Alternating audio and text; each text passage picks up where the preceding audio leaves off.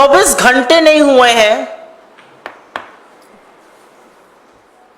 ND गठबंधन की सरकार बने, नरेंद्र मोदी को प्रधानमंत्री पद की शपथ लिए और भारतीय जनता पार्टी के लोगों के काले कारनामों ने एक बार फिर सिर शर्म से झुका दिया है। और ये जो आरोप लग रहे हैं ये हम नहीं लगा रहे हैं, ये बीजेपी के अंदर से, संघ के अंदर से उनके नेता, उनके कार्यकर्ता, उनके समर्थक लगा रहे हैं। अब जो आरोप सामने आया है उसमें बीजेपी के नेता और उनकी आईटी सेल, जिसको मैं फेक न्यूज की फैक्ट्री कहती हूं, उसके सरगना अमित मालवीय पर आरएसएस के एक नेता ने यौन शोषण का गंभीर आरोप लगाया है। संघ परिवार के नेता हैं शांतनु सिन्हा, वो बीजेपी के बंगाल के पदाधिकारी राहुल सिन्हा के भाई हैं, एबीवीपी के सदस्य रह चुके हैं, हिंदू संघ के प्रमुख हैं। उनका कहना है कि बीजेपी आईटी सेल के प्रमुख अमित मालवीय बंगाल में औरतों का यौन शोषण करते हैं और सिर्फ 5 सितारा होटलों में ही नहीं, बीजेपी के दफ्तर तक में यह काली करतूतें चलती हैं। उन्होंने बंगाली में ट्वीट करके, बांग्ला में ट्वीट करके यह भी लिखा है कि बीजेपी नेताओं में होड़ लगी हुई है औरतों की आपूर्ति करने की। उनका कहना है कि ये सब लोग मिलकर, और अमित मालवीय का नाम लेकर उन्होंने कहा है, औरतों का यौन शोषण करते हैं। यह आरोप कांग्रेस पार्टी का नहीं है, यह आरोप संघ के एक व्यक्ति का है जो बीजेपी से जुड़ा हुआ है। मैं जानना चाहती हूं बीजेपी की आईटी सेल है या दरिंदों का जमावड़ा है? आपको याद होगा उत्तर प्रदेश के आईआईटी बीएचयू का वो गैंग रेप कांड, जिसमें सक्षम पटेल, कुणाल पांडे, आनंद चौहान जैसे लोगों का नाम आया था। ये सब शीर्ष नेतृत्व ही नहीं, प्रधानमंत्री मोदी के बड़े करीबी लोग, लेकिन ये बीजेपी की आईटी सेल के संयोजक, सह संयोजक और उसके सदस्य थे। तो दरिंदों का जमावड़ा है क्या बीजेपी की आईटी सेल? आज सवाल इस बात का है, आज सवाल इस बात का है कि बीजेपी की आईटी सेल में कैसे लोग हैं भाई? एक ध्रुव सक्सेना था, आईएसआई की मुखबिरी करते हुए पकड़ा गया था, हिंदुस्तान में मुखबिरी करता था आईएसआई के लिए। ये किन दरिंदों से, किन लोगों से भरा हुआ है बीजेपी की फेक न्यूज फैक्ट्री, बीजेपी की आईटी सेल? और बीजेपी में कितने महिला विरोधी लोग हैं भाई?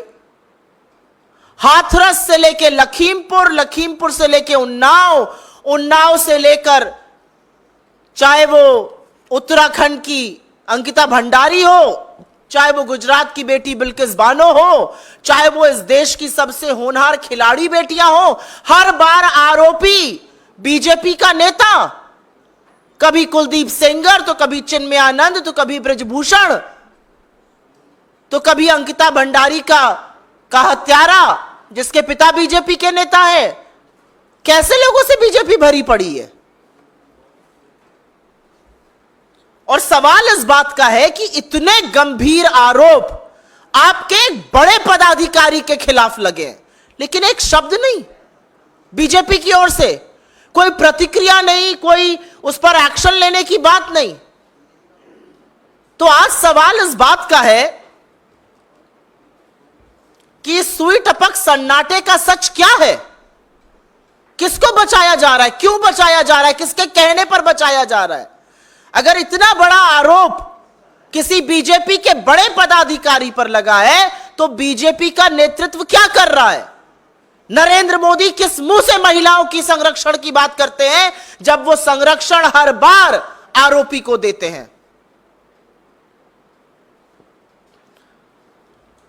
और ये महज संयोग नहीं है कि फिर से यौन शोषण का आरोप एक ऐसे व्यक्ति पर लगा जो सत्तारूढ़ दल में एक बड़े पद पर बैठा है, जो प्रचार प्रसार का एक तरह से प्रमुख है, जो नैरेटिव बनाता है।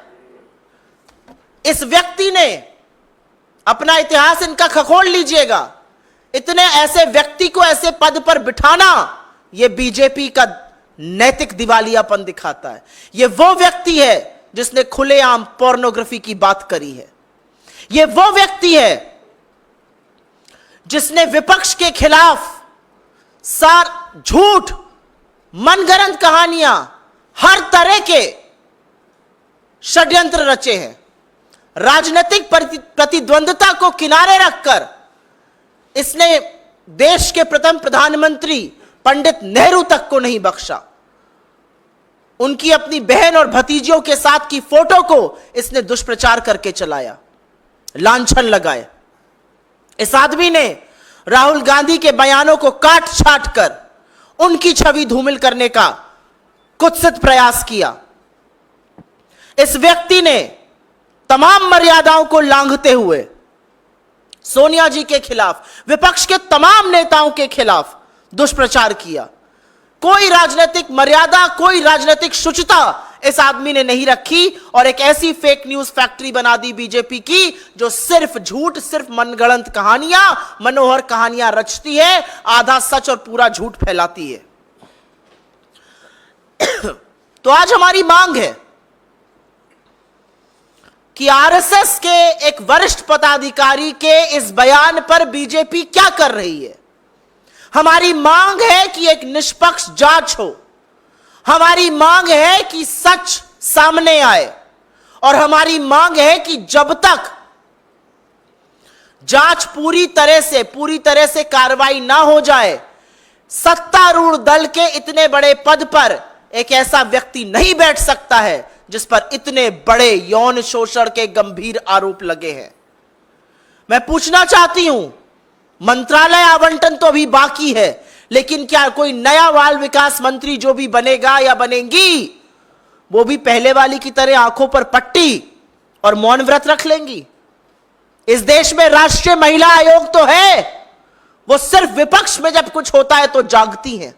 इसका स्वतः संज्ञान नहीं लीजिएगा, नहीं जाइएगा कोलकाता, नहीं कीजिएगा कार्रवाई। आप महिलाओं के संरक्षण, उनके अधिकार, उनके सामर्थ्य, उनके संबल के लिए है, लेकिन आपने सिर्फ गंदी घिनौनी राजनीति की है। आज भी वक्त है, जाग जाइए। मेरा अपना मानना है कि कठोर कदम उठाने चाहिए भारतीय जनता पार्टी को। हम मांग करते हैं निष्पक्ष जांच हो, और वो तभी संभव है जब इतने प्रभावशाली पद से वो व्यक्ति हटाया जाएगा, और ऐसे व्यक्ति को सजा भी मिलनी चाहिए और उनको अपने पद पर बने रहने का कोई नैतिक अधिकार नहीं है। आपके सवालों का स्वागत है। पहले मैं सुओ मोटो सवालों का जवाब दूंगी। शुक्ला नहीं सिन्हा जो आरोप लगाए हैं कि ऐसा सिर्फ 5 स्टार होटल नहीं, बंगाल के भाजपा कार्यालय में हुआ। साथ ही साथ उन्होंने ये कहा कि बंगाल नेताओं में ऐसी प्रतियोगिता चलती है, कौन नेता कितनी अधिक लड़कियां आपूर्ति करते अच्छा पद हासिल करे। जी हां, और मुझे ऐसा लगता है कि ये आरोप विपक्ष के किसी नेता ने नहीं लगाए हैं, नहीं तो इस पे बीजेपी कहती कि हम विपक्ष की ना राजनीति कर रहे हैं। यह आरोप संघ के एक बड़े पदाधिकारी ने लगाए हैं, जिसका भाई बीजेपी का पदाधिकारी है, जो बंगाल में है, जिसने बांग्ला में सब कुछ लिखा है। तो हम ये पूछना चाहते हैं कि बीजेपी किस चीज का इंतजार कर रही है? क्यों आपकी आईटी सेल ऐसे दरिंदों से, ऐसे देशद्रोहियों से, ध्रुव सक्सेना जैसे लोगों से, सक्षम पटेल जैसे लोगों से, अमित मालवीय जैसे लोगों से भरी पड़ी है? इस देश की आधी आबादी आपसे पूछ रही है, 63 सीटें हारने के बाद क्या आपके अंदर की नैतिकता जागेगी? ये पूछना चाहती है इस देश की आधी आबादी, या आप फिर से एक आरोपी, एक दरिंदे के साथ खड़े होकर उसको संरक्षण दीजिएगा?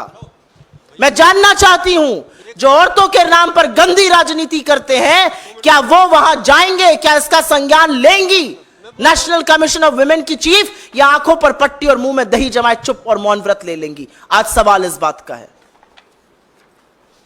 कोई और सवाल इस पर? मैम, 2 दिनों से टीएमसी भी इस मसले को उठा रही है, और वहां पर राज्य में टीएमसी की सरकार भी है जो आपकी सहयोगी है। तो क्या अब तक इस मामले में एफआईआर दर्ज हुई है, और क्या आप मांग करेंगी कि जांच के लिए इसमें अमित मालवीय की गिरफ्तारी हो? मेरा अपना मानना है कि बंगाल में जो सरकार है और जिसकी प्रमुख ममता बनर्जी जी हैं, वो जरूर इस मसले का संज्ञान ले रही हैं और जरूर इस पर कानूनी और पुलिस कार्रवाई होगी।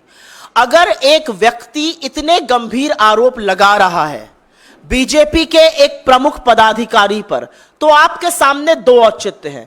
या तो बीजेपी आए और पूरे दमखम के साथ कहे कि यह आरोप गलत है, हम इनको सिरे से खारिज करते हैं, जिसने आरोप लगाया है हम उसके खिलाफ कानूनी कार्रवाई करेंगे, करें मानहानि का दावा। या तो बीजेपी ये करे, या बीजेपी थोड़ी सी नैतिकता दिखाए, सामने आए और बोले गंभीर आरोप है, देश की आधी आबादी के खिलाफ है, आरोप बहुत संगीन है, जो व्यक्ति इतने इन्फ्लुएंशियल पद पर बैठा है पहले उनको उनके पद से मुक्त किया जाएगा, एक इंडिपेंडेंट जांच की जाएगी और उसके बाद आगे की कार्रवाई होगी। यही दो रास्ते हैं बीजेपी के पास। लेकिन बीजेपी की ओर से आपको सुई टपक सन्नाटा सुनाई दे रहा है, साए साए एक शब्द नहीं बोल रही है भारतीय जनता पार्टी। ना वो ब्रजभूषण पे बोलते हैं, ना वो कुलदीप सिंह सेंगर पे बोलते हैं, ना वो चिन्मयानंद पर बोले, ना वो हाथरस पे बोले, ना वो लखीमपुर के चीरहरण पे बोले, ना वो अंकिता भंडारी पर बोले, ना वो IIT BHU पर बोले, ना वो बिल्किस बानो पर बोले। लेकिन इस देश ने आपको दिखाया, इस देश की महिलाओं ने आपको दिखाया, आप जिसको अपनी जीत बनाकर चल रहे हैं वो निर्णायक नैतिक हार है और बहुत कारणों से हुई। उसमें से एक कारण यह भी था कि आप इस देश की आधी आबादी के तिरस्कार में और हर वक्त संरक्षण आरोपियों को देने में खड़े होते हैं। कोई और सवाल इस पे? कोई और अन्यथा सवाल? रियासी में जो आतंकी हमला हुआ है, जिसमें तीर्थयात्रियों की, जिसमें कि कई लोगों की मौत हुई है, इस घटना को लेकर के आप लोगों की क्या मांग है? हम सबसे पहले तो अपनी श्रद्धांजलि उन सब लोगों को देते हैं जिनकी जान गई, उन सब परिवारों को हमारी संवेदनाएं, जो घायल हुए उनके शीघ्र स्वास्थ्य लाभ की हम प्रार्थना करते हैं। हम बिना लाग लपेट के एक बात डंके की चोट पर कहते हैं कि हिंसा और आतंकवाद के खिलाफ यह देश एकजुट होकर खड़ा है। कोई फर्क नहीं पड़ता किसकी सरकार है या नहीं है, लेकिन आतंकवाद के खिलाफ हिंसा की लेश मात्र इस देश में जगह नहीं है और हम उसकी भर्त्सना करते हैं और उनको कायर बुलाते हैं। श्रद्धालुओं की बस पर हमला करने वाले कायर हैं और कुछ नहीं। लेकिन इस बात की बहुत गहन चिंता है कि बड़े बड़े दावे और डींगे हाँकने वाले आज इस बात का भी जवाब देना पड़ेगा कि क्या है सुरक्षा व्यवस्था जम्मू कश्मीर की। पहले तो घाटी में ऐसी वारदातें होती थी, अब जम्मू में हो रही हैं। तो आज सवाल यह भी पूछा जाएगा कि आपने हिम्मत नहीं दिखाई चुनाव लड़ने में, आप श्रीनगर से भाग गए, आप बारामूला से भाग गए, आप अनंतनाग राजौरी से भाग गए, लेकिन आप अब बताइए कि कानून व्यवस्था इतनी ध्वस्त क्यों है? श्रद्धालुओं की इस निर्मम हत्या का जिम्मेदार कौन है? आज इस बात पर भी सवाल उठेगा। मैम, सुरेश गोपी हैं एकमात्र बीजेपी सांसद केरला से। उन्होंने कल ओथ ली और अब वो कह रहे हैं उनको फिल्मों में काम करना है और कंटिन्यू नहीं करना है मिनिस्टर के तौर पर। कई लोग ये कह रहे हैं ये मौकरी है मैंडेट का जो मिला है और बीजेपी ने अपना होमवर्क नहीं किया था उनको उससे पहले। नहीं, ये मॉकरी ऑफ मैंडेट और होमवर्क नहीं करना तो एक बात है, ये तो हम तो शुरू से कह रहे हैं तमाम बैसाखियां हैं, अब बैसाखियां बवाल मचाएंगी। आपने कल सुना अजीत पवार जी को, आपने कल सुना प्रफुल्ल पटेल को, आप सुन रहे हैं अभी श्री गोपी को। अभी तो देखिए आगे आगे क्या होता है। अभी देखिएगा, जो एक मुद्दा प्रधानमंत्री ने निर्लज्जता से जिस पर झूठ बोला पूरे देश पर, टीडीपी उसके साथ मुस्तैदी से खड़ी है। क्या आज नरेंद्र मोदी की हिम्मत है कि वह चंद्रबाबू नायडू को बुलाकर कहे आप मुजरा क्यों कर रहे हैं? है हिम्मत नरेंद्र मोदी के अंदर यह कहने की? क्या विश्वसनीयता है ऐसे प्रधानमंत्री की? क्या नैतिकता है अपने पद पर बने रहने की? 63 सीटें आप हार गए, इस देश ने आपको नकार दिया। अब नाक रगड़ के आप एक तिहाई प्रधानमंत्री बनकर एक अल्पमत इसकी कोalition की सरकार चला रहे हैं। आपने जिस नीतीश के डीएनए पर सवाल उठाया था, आज आप उनके सामने नतमस्तक होके पड़े। तो आज पूछना पड़ेगा ना आपसे। आपका सांसद कहता जी मुझे बनना ही नहीं है, मैं बनना ही नहीं चाहता हूं, मैं तो पिक्चरों में काम करना चाहता हूं। ये इस देश के लोकतंत्र का मखौल है। और इसका सबक जनता अभी और आने वाले दिनों में सिखाएगी। अभी तो जनता ने खड़े होकर सिखाया है सबक, बस आपके अहंकार का अंत होगा, यह जनता ने मैसेज दे दिया है। समझने वाला समझेगा, जो ना समझे वो अनाड़ी है। लेकिन जो खींचतान है वो तो अभी मंत्रालयों को लेकर, पोर्टफोलियो को लेकर, कैबिनेट या एमओएस को लेकर अभी देखिएगा क्या क्या होता है। जो व्यक्ति अपनी मनमर्जी से, जो व्यक्ति तुगलकी फरमानों से, जो तानाशाही से, जो मन में आया माय वे और द हाईवे की सरकार चलाता था, अब उसको सबक सिखाएंगे इनके घटक दल, सबक सिखाएगी इस देश की जनता, सबक सिखाएगा कोalition का धर्म। मोदी जी एक बात नहीं जानते हैं और वो एक बात नहीं कर सकते हैं, वो समन्वय नहीं बना सकते हैं क्योंकि वो लोगों की बात नहीं सुनते हैं। तो देखिएगा इसका क्या हश्र होगा। जी सुप्रिया जी, जो कल की घटना हुई कश्मीर में, जिस पर आप भी सवाल उठा रही हैं, लेकिन ये आतंकी घटना है, लेकिन इसको एक वैसी घटना, सामान्य घटना बताने की कोशिश की गई और ऑफिशियली ट्वीट भी हुआ है पीएमओ से। तो क्या लगता है कि एक आतंकी घटना को छुपाने की कोशिश की गई है? क्योंकि कल मुझे नहीं पता, आपको पता है कि नहीं ये बात। अगस्त 2019 से, और मैं आपको बोलती हूं होमवर्क करिएगा, आप सब करिएगा, नरेंद्र मोदी का ट्विटर हैंडल खोलिए, पीएमओ का ट्विटर हैंडल खोलिए। अगस्त 2019 से आतंकी घटनाओं में हमारे जवान शहीद हुए, हमारे ऑफिसर शहीद हुए, पुलिस के लोग शहीद हुए, लेकिन नरेंद्र मोदी ने श्रद्धांजलि का एक शब्द तो छोड़ दीजिए, उन हमलों का संज्ञान तक नहीं लिया। अगस्त 2019 के बाद से यह पैटर्न है नरेंद्र मोदी का। और आज आतंकी हमले को ढकने की, तोपने की, उस पर लीपापोती की कोशिश बेकार है। आतंकी हमले के खिलाफ यह देश एकजुट होकर खड़ा है। आतंकियों को यह बात पूरी तरह से समझानी होगी कि आपकी हिंसा और आपकी नफरत के खिलाफ यह देश एकजुट है। ऐसी जरूरत कीजिएगा मत।